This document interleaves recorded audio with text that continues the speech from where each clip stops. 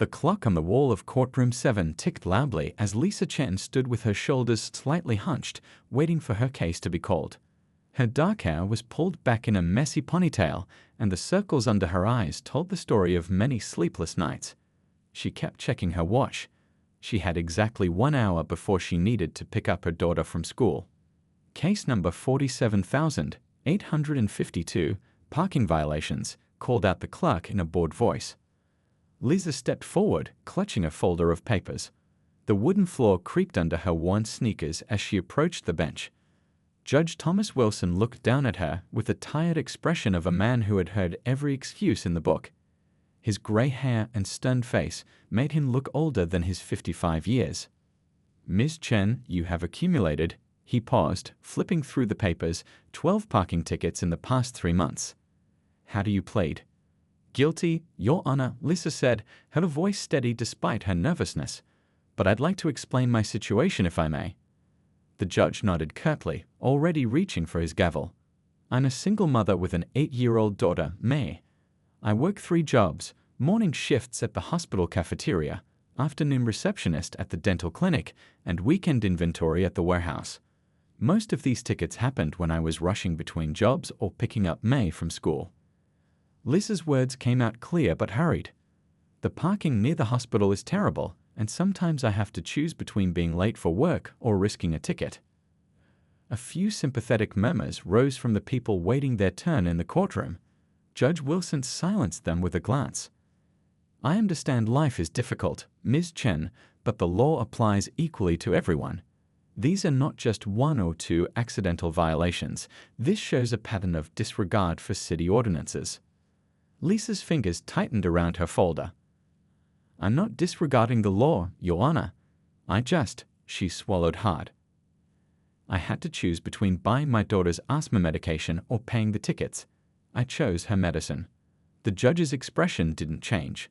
From the back of the courtroom, a court officer shifted uncomfortably, watching the exchange with interest. "I've brought my pay stubs and bills to show my financial situation," Lisa continued, pulling out neatly organized papers. "I'm asking for a payment plan or community service instead of the full fine." Judge Wilson barely glanced at the documents. "The court appreciates your difficult circumstances, Ms. Chen, but cannot make exceptions based on personal hardship. The fine stands at $800, due within 30 days. Next case." Lisa stood frozen for a moment, blinking rapidly. $800 was nearly 2 weeks of income, money she simply didn't have. As the gavel came down with a sharp crack, she carefully gathered her papers, her hands trembling slightly. "Thank you for your time, Your Honor," she said quietly, dignity intact despite the defeat. As she turned to leave, something strange happened. Her posture shifted almost imperceptibly, and her eyes, previously downcast, now scanned the courtroom with remarkable attention to detail. When a heavy-set man in the back row stood up to leave, Lisa's hand moved to her coat button. Anyone watching closely might have noticed the supple click as she appeared to adjust it. Judge Wilson noticed. In his 15 years on the bench, he'd developed a keen eye for unusual behavior. He watched as Lisa walked out, noting how she positioned herself to capture a clear line of sight to the man in the back before exiting. Outside the courtroom, Lisa checked her watch again and pulled out her phone. Her fingers typed a quick message, "Target confirmed in Wilson's courtroom." Proceeding to next phase. She hurried down the courthouse steps, once again the harried single mother racing to pick up her child, but for a brief moment, something else entirely had revealed itself, something that left Judge Wilson with a nagging feeling that there was much more to this woman than her parking tickets suggested. Judge Wilson couldn't shake the image of Lisa Chen from his mind as he sat in his office after hours. The courthouse had emptied out, leaving only the hum of the old heating system and the occasional footsteps of the night janitor. He tapped his pen against the stack of case files, but his thoughts kept returning to the single mother and that strange moment when she'd seemed to photograph someone. "Something's not adding up," he muttered to himself, opening his laptop. A quick search brought up Lisa Chen's record, clean except for those parking tickets. Her listed address was an apartment building on the east side of town, a place he drove past sometimes on his way to his sister's house. Her employment record showed the 3 jobs she'd mentioned: hospital cafeteria, dental office, and weekend warehouse work. The judge sipped his cooling coffee and frowned. On paper, everything matched her story perfectly, too perfectly even. In 15 years on the bench, he'd heard countless hard-luck stories, but something about Lisa's demeanor had struck him as practiced rather than desperate. The way her eyes had scanned the room didn't match the behavior of someone overwhelmed by life's challenges. His curiosity getting the better of him, Judge Wilson packed up his briefcase and headed out to his car. Just a quick drive-by, he told himself, feeling slightly foolish. Then I can put this whole thing to rest. The apartment building on Maple Street was a modest 4-story brick structure. Wilson parked across the street, feeling increasingly uncomfortable with his unofficial investigation. What exactly was he doing here? Still, he waited, watching residents come and go for nearly 20 minutes before working up the courage to approach the building. Inside the lobby, he checked the directory. Chen, apartment 3B. He pressed the buzzer, preparing a story about following up on court payment plans, but there was no answer. An elderly man shuffled past with a small dog on a leash. "Excuse me," Wilson called out. "Do you know Lisa Chen in 3B? I need to drop something off for her." The old man squinted at him. 3B, that's the one family. Been there for years, no Lisa there. Wilson thanked him and retreated to his car, his suspicions growing. The next morning, instead of heading straight to the courthouse, he drove to Riverdale Hospital. He walked through the cafeteria during breakfast service, carefully observing the staff. No Lisa Chen.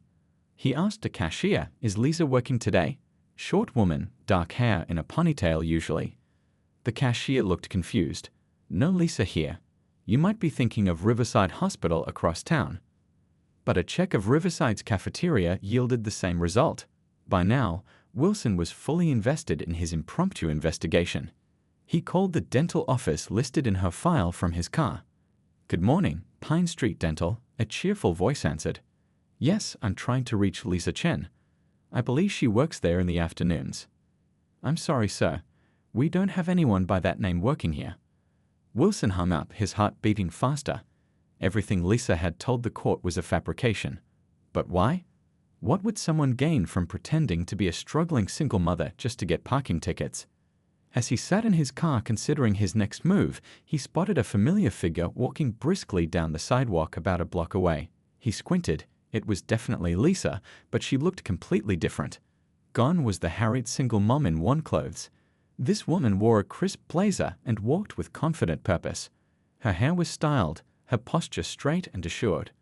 Wilson ducked down as she passed near his car, then watched as she entered an unmarked building with mirrored windows.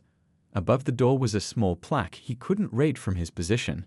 He waited until she disappeared inside, then slowly drove past. The plaque simply read, "Municipal Services Division."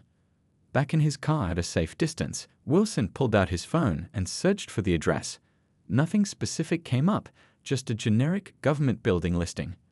"Who are you really, Lisa Chen?" he whispered, feeling both vindicated in his suspicions and increasingly confused about what he'd stumbled into.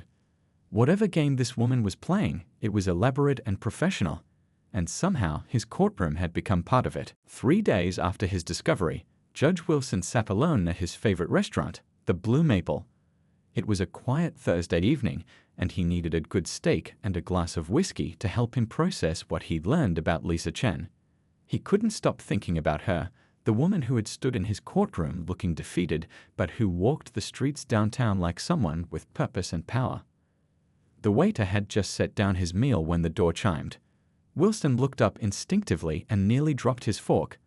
Lisa Chen had just walked in, but not the Lisa he'd seen in court. This woman wore a sleek navy pantsuit with heels that clicked confidently across the hardwood floor. Her hair was styled in a neat bob, not the messy ponytail from court.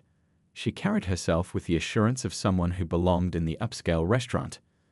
Even more surprising was the man she joined at the bar, Robert Dellinger, a wealthy businessman whose name occasionally appeared in the local papers, usually alongside rumors about connections to organized crime. Nothing had ever been proven, but judges heard things that didn't make it to trial. Wilson pretended to focus on cutting his steak while watching them from the corner of his eye. Their conversation looked intense. Lisa leaned in close, speaking quietly while Dellinger nodded, occasionally jotting something in a small notebook. At one point, she slid what looked like photos across the bar top, which Dellinger quickly tucked into his jacket. "More water, sir?" The waiter's question startled Wilson, who realized he'd been staring too obviously. "Yes, thank you," he mumbled, forcing himself to take a bite of his now cooling meal. When he looked up again, Lisa's eyes were locked directly on his. She had spotted him. Wilson froze, fork midway to his mouth, as her expression changed from surprise to calculation in a split second. She said something to Dellinger, who glanced over at Wilson before quickly paying his bill and leaving. Wilson expected Lisa to follow him out. Instead, she picked up her glass and walked directly toward his table. His heart pounded as she approached with smooth, deliberate steps. "Good evening, Your Honor," she said, her voice entirely different from the nervous woman in his courtroom. This voice was lower, steadier. "Mind if I join you?" Without waiting for an answer, she slid into the chair across from him. "Ms. Chen," Wilson managed to say, setting down his fork. "Or is that even your real name?" A small smile played at the corner of her mouth. Perceptive. "I was hoping you wouldn't recognize me out of context." She took a sip of her drink. "You've been following me." It wasn't a question. "I've been concerned," Wilson said carefully. "You're not who you claim to be in my courtroom." "No, I'm not." She set down her glass and reached into her jacket. Wilson tensed, but she simply pulled out a leather wallet and flipped it open, revealing a badge and ID card. Detective Diane Lai, Special Investigations Task Force. Wilson stared at the badge, then back at her face, his mind racing to make sense of this twist. A detective. But why the elaborate act? The parking tickets, the single mother story. "I needed access to your courtroom on that specific day to observe a specific person." Her eyes were sharp and unwavering.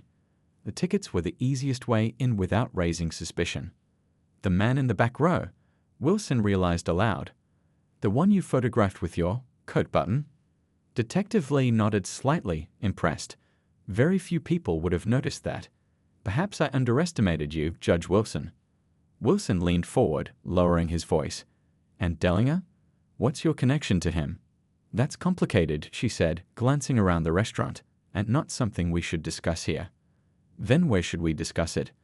Wilson demanded, feeling a mix of anger at being deceived and burning curiosity about what was really going on. Lai studied his face for a moment, as if making a critical decision. Finally, she pulled out a business card and wrote something on the back. "If you want answers, meet me tomorrow at this address, 8 p.m. She slid the card across the table. "Come alone and tell no one." She stood to leave, then paused. "I should warn you, Judge Wilson, once you step into this, there's no stepping back out. Some things can't be unlearned." Wilson picked up the card, looking at the address scrawled on the back. When he looked up again to respond, Detective Lai was already walking away, leaving him with far more questions than answers. Judge Wilson sat in his car outside the address Detective Lai had given him, checking his watch for the third time. It was 7:55 p.m. The building looked like an old warehouse that had been converted into offices, with few windows and a plain metal door. Nothing about it seemed inviting. "This is insane," he muttered to himself, gripping the steering wheel. Part of him wanted to drive away and forget everything about the mysterious detective, but the questions burning in his mind wouldn't let him leave. At exactly 8:00 p.m., he stepped out of his car and approached the entrance. Before he could knock, the door opened. Detective Lai stood there in dark pants and a simple blouse, looking nothing like either the desperate mom from his courtroom or the polished professional from the restaurant. "You came," she said, sounding mildly surprised. "Follow me." She led him through a sparse hallway into a large room filled with bulletin boards covered in photos, maps, and sticky notes. A long table sat in the middle, littered with coffee cups and folders. 2 computers hummed quietly in the corner. "Welcome to our operations center," Lai said, closing the door behind them. "Not exactly police headquarters, but that's the point." "What exactly is going on here?" Wilson asked, scanning the room. "What kind of operation needs all this secrecy?" Lai gestured to a chair, then sat across from him. "I've been working undercover for 2 years investigating judicial corruption in this city. We call it Operation Clean Bench." Wilson's mouth went dry. "Judicial corruption? You're investigating judges." "Judges, clerks, bailiffs, attorneys, anyone in the system who might be on the take. Lee pulled out a folder and placed it on the table.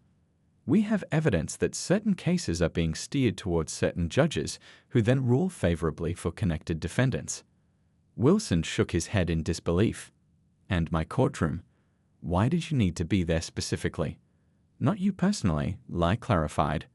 The man I photographed that day, your bailiff, Frank Myers, we've been tracking him for months. Frank. Wilson felt like he'd been punched in the stomach. He's been with me for 6 years. Lee opened the folder and turned it toward him. Inside were photos of Frank meeting with men Wilson recognized from criminal cases, some who had mysteriously had their charges reduced or dismissed. Frank identifies vulnerable defendants, Lee explained. He connects them with certain defense attorneys who then arrange for payments. The money flows up to judges who play along. This is... Wilson struggled to find words as he flipped through the evidence. I can't believe I never noticed. That's why we exist, Lee said quietly. Sometimes you're too close to see it. Wilson looked up sharply. You said you're not investigating me. How can I be sure? We've watched you for months before I ever set foot in your courtroom. Your rulings are consistent and fair. You don't live beyond your means. You have no suspicious financial activity, she shrugged. Either you're incredibly clever or you're one of the good ones. Our team believes the latter. Wilson leaned back, trying to process everything. What about your daughter? You mentioned in court. Me is real, Lee interrupted, her expression softening. She stays with my sister during operations like this. Being a single mom isn't an act, just the struggling part. She pulled out her phone and showed him a photo of a smiling little girl with the same eyes as Lee. So the parking tickets, all staged? Lee nodded. We needed a believable reason to put me in your courtroom on the day Frank was making a connection. You're known for being strict but fair with traffic violations, so it was a safe bet you'd hear me out but still impose the fine. Wilson rubbed his temples, feeling a headache forming. Who else is involved? How high does this go? Lee's face turned grim. That's what we're still figuring out. But we have reason to believe it reaches some of the highest officers in the courthouse. People you know. People you trust. The implications hit Wilson like a wave. Colleagues he'd worked alongside for years, people he'd shared meals with, celebrated birthdays with, any of them could be involved. Why are you telling me all this? He finally asked.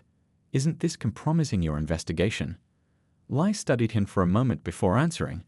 Because we need help from inside. Someone with access who isn't part of the network. Someone they would never suspect. She leaned forward.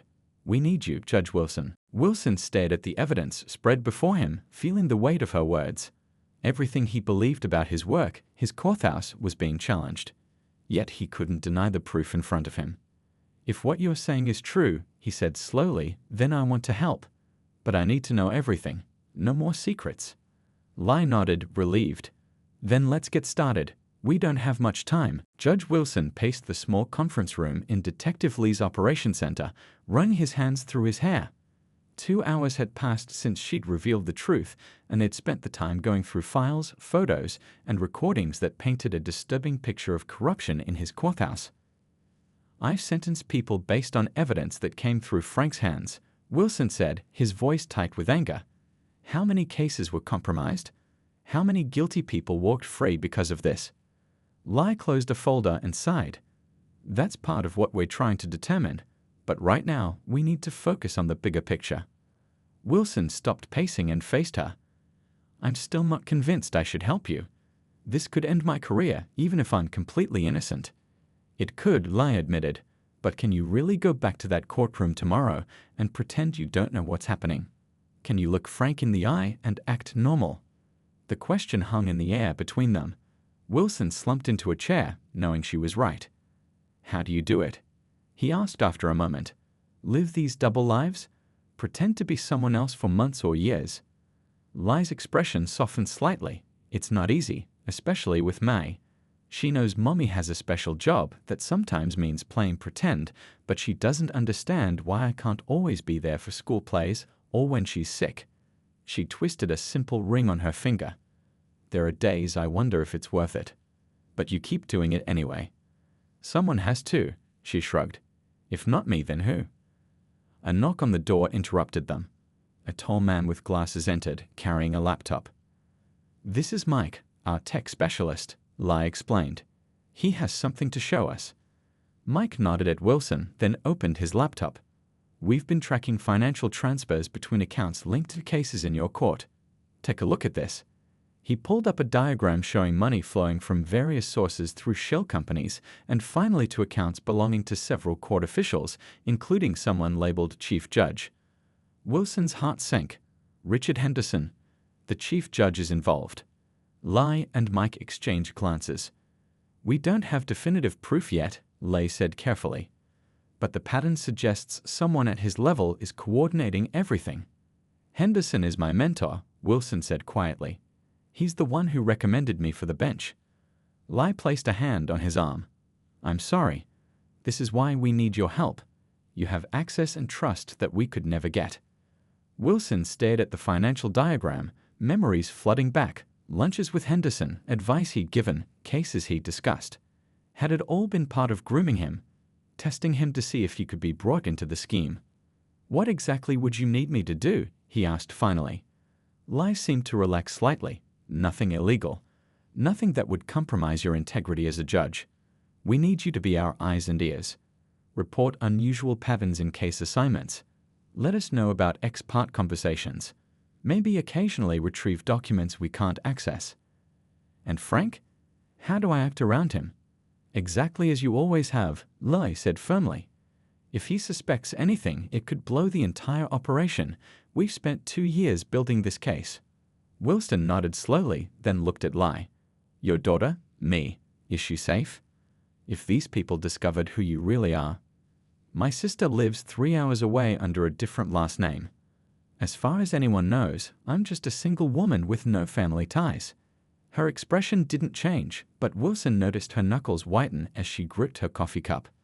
"But thank you for asking." The concern in her eyes told him everything he needed to know. This wasn't just a case for her, it was personal. The corruption they were fighting affected real people, destroyed lives, perverted justice, undermined everything he had dedicated his career to upholding. "All right," Wilson said, straightening his shoulders. "I'm in. But I want regular updates on the investigation, and I want to know when you're planning to make arrests. I don't want to be blindsided." Lai nodded. "Agreed. We'll set up a secure communication system.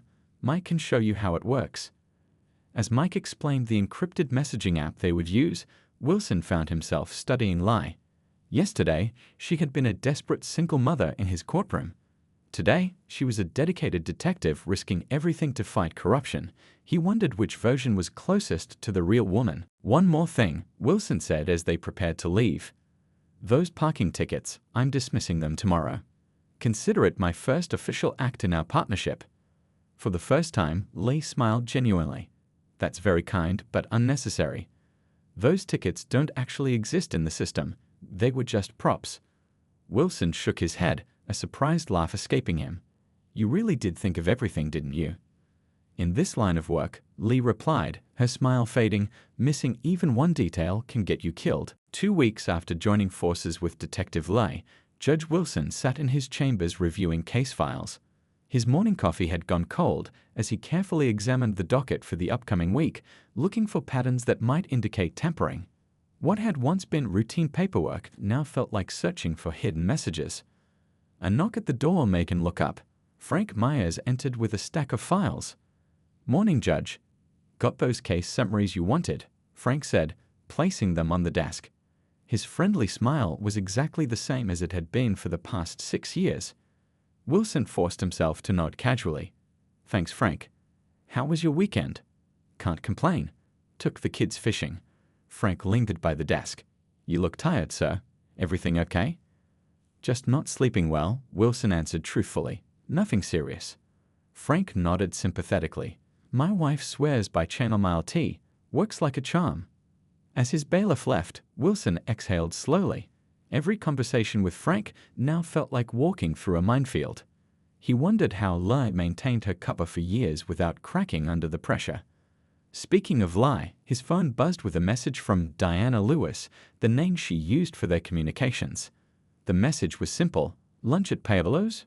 12:30. Wilson knew this meant she had information to share. He texted back a thumbs-up emoji and returned to his work. At Paolo's, a small Italian restaurant far from the courthouse, Lai was already seated at a corner table when he arrived. She wore a business suit with a Department of Revenue ID badge, another of her cover identities. "How's it going, Judge?" she asked as he sat down. "I feel like I'm living in a spy movie," he admitted quietly. "I keep looking over my shoulder. Yesterday I almost called Frank by a different name just to see if he'd react." Lai's expression hardened. "Don't do that. Never test them. These people aren't amateurs." I know," Wilson sighed. "I'm not built for undercover work like you are."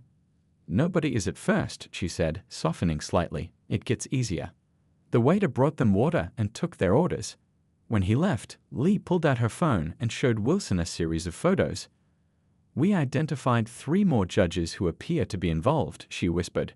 "Rodriguez, Phillips, and Conway."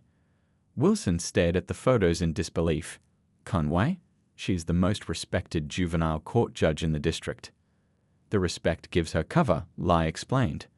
"We tracked payments to her daughter's college tuition from one of the shell companies." Wilson shook his head, feeling sick. "What did you need from me today?" "There's a hearing tomorrow in your court, State v. Harrington. The defendant is a known associate of Robert Dellinger. Our informant says they're expecting a favorable outcome." "I've prepared for that case," Wilson frowned. "The evidence is solid. I can't just dismiss it without raising suspicions." "We don't want you to. Just be aware that someone might approach you beforehand. If they do, play along enough to get information, but don't commit to anything." Their food arrived, and they shifted to casual conversation about a baseball game neither of them had watched.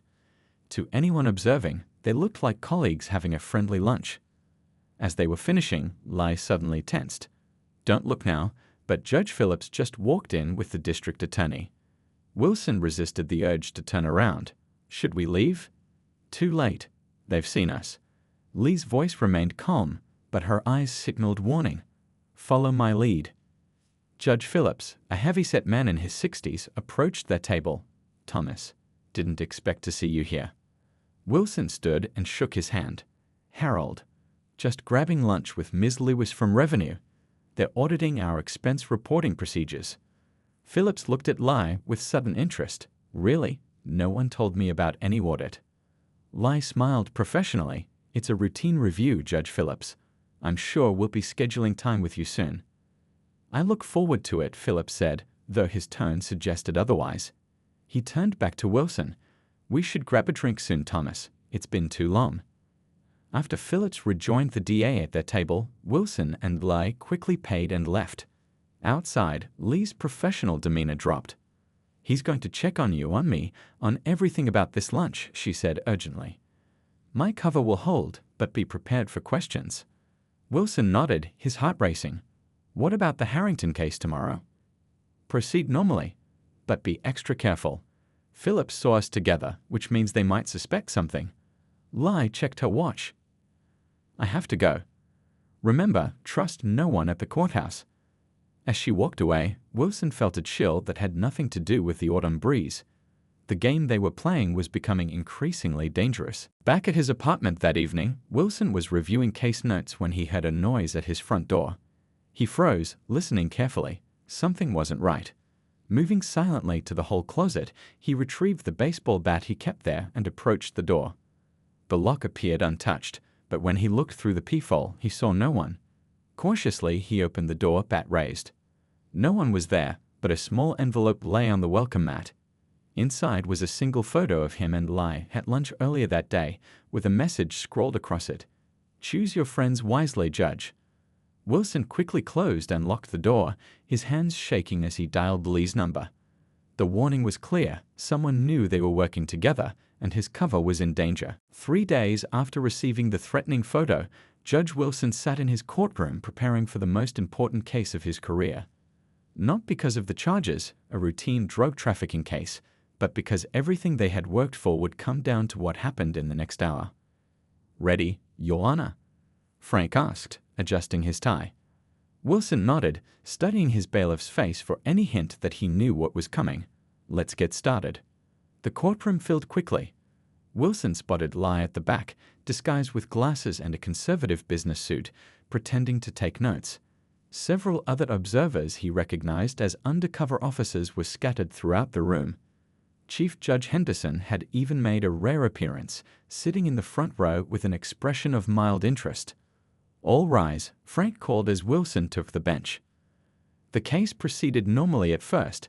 The defense attorney, Alan Parker, made his arguments with the smooth confidence of someone who expected to win regardless of the evidence. The prosecutor seemed resigned, as if already anticipating defeat.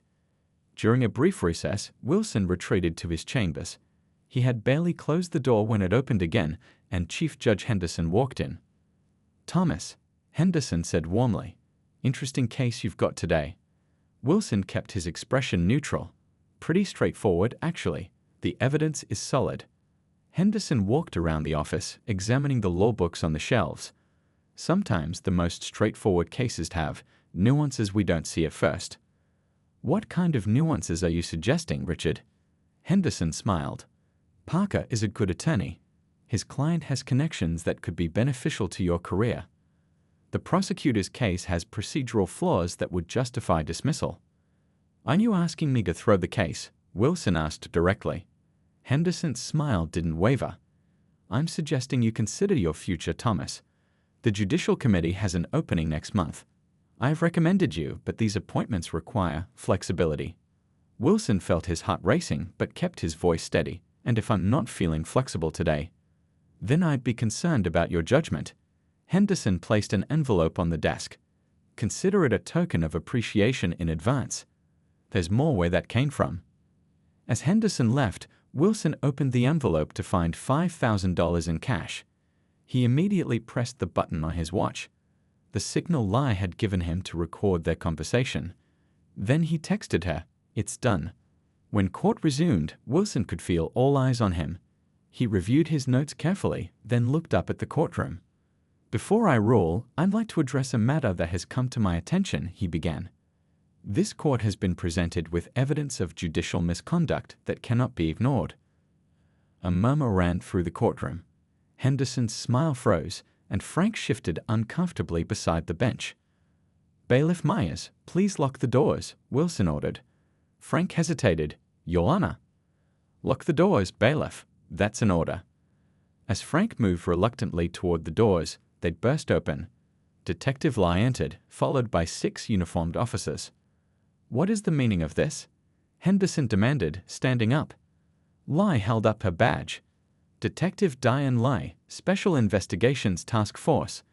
Chief Judge Richard Henderson, you're under arrest for judicial corruption, bribery, and obstruction of justice." Chaos erupted in the courtroom. Frank made a dash for a side exit, but was quickly tackled by an officer. Parker, the defense attorney, tried to dispose of his phone in a trash can but was stopped. 3 other court officials were handcuffed, including Judge Phillips, who had been watching from the gallery. Henderson glared at Wilson as officers cuffed him. "You've made a serious mistake, Thomas." "No, Richard. The mistake was thinking I would betray my oath for money." Wilson held up the envelope. "This was the final evidence we needed." The operation resulted in 12 arrests, 3 judges including Henderson, 2 prosecutors, 4 defense attorneys, Frank, and 2 other court staff. News cameras captured the procession of disgraced officials being led to police vehicles outside the courthouse. 2 months later, Wilson sat on a park bench watching children play. The scandal had rocked the judicial system, but reforms were already underway. He had been appointed acting chief judge until permanent arrangements could be made. Judge Wilson. He looked up to see Lee approaching with a small girl holding her hand. "Detective, or should I call you something else now?" Lai smiled. "Diane is fine. I'm not undercover anymore." She gestured to the child beside her. "This is May." The little girl smiled shyly. "Are you the judge Mommy talks about?" Wilson nodded, smiling back. "I guess I am." "Mom says you helped catch the bad guys," May said, sitting beside him on the bench. "Your mom did most of the work. I just helped a little at the end." Lai sat on May's other side. "The department offered me a promotion, head of the new Judicial Integrity Unit. No more undercover work. You're taking it." "Already did." May deserves a mom who comes home every night. She looked at her daughter with a smile, then back at Wilson. Besides, someone needs to keep an eye on the new chief judge. Wilson laughed. I've got nothing to hide. Everyone says that, Lee replied, but her eyes were teasing. By the way, I finally got those parking tickets dismissed officially, though I still think you drive like an old man. And I still think you bend the rules too much, Wilson said, that bantered comfortable now. As they sat watching May play on the swings, Wilson felt a peace he hadn't experienced in months. The system wasn't perfect, but for now, in their corner of it, justice had been served. Thank you, he said quietly. Lee understood without explanation. No, thank you, Judge. Not everyone would have made the choice you did. What choice did the judge make, Mummy? May asked, returning from the swings. Lee looked at Wilson, then at her daughter. He chose to do what's right, even when it was hard. That's what makes a real hero. May considered this, then nodded wisely. Like in my storybooks. Exactly like that, Wilson agreed, standing up. But even heroes get hungry. How about some ice cream? As they walked together toward the park exit, Wilson realized that sometimes justice came in unexpected ways. And sometimes the most unlikely partnerships led to the greatest victories.